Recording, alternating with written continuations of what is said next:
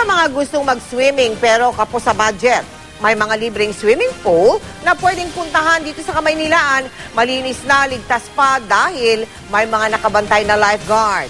Yan ang tinutukan ni Jamie Santos. Dito sa Army-Navy Pool malapit sa Quirino Grandstand, masarap magtampisaw at magbabad sa tubig. Isa lang ito sa mga lugar sa Maynila kung saan pwede mag-swimming ng libre. May libreng swimming lessons pa para sa mga chikiting. Para po madagdagan ang mga knowledge nila, lalo lang paglangoy. Yan. Kaysa mapunta sila sa mga masamang bisyo. Tuwang-tuwa naman ang mga bata. Yung diving po. Bakit? Bakit diving? Masarap lang po para mabilis. Kasi swimming. Dahil? Para matuto. Pamilya nga rin na nagtungo dito para labanan ang matinding init ng panahon.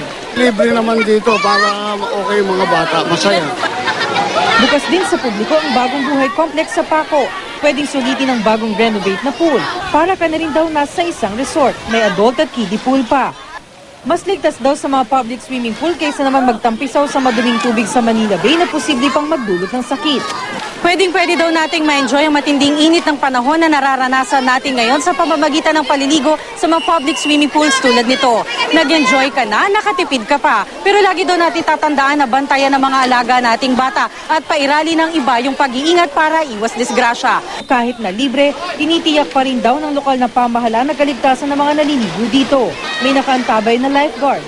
Ayon sa Philippine Life Saving Society, 8 Pinoy ang namamatay kada araw dahil sa pagkalunod at 12,000 bata ang namamatay kada taon.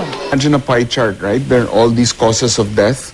There was this big part of the pie that said 40% others. What is that others? 40%. And what did they find out? Drowning. Kaya ang ilang nanay dinadala ang kanilang anak para maturo ang lumangoy. Para matuto sila mag-swim, if ever na halimbawa hindi kami kasama, at least marunong sila mag-swim. Jamie Santos, Nakatutok, 24 Oras.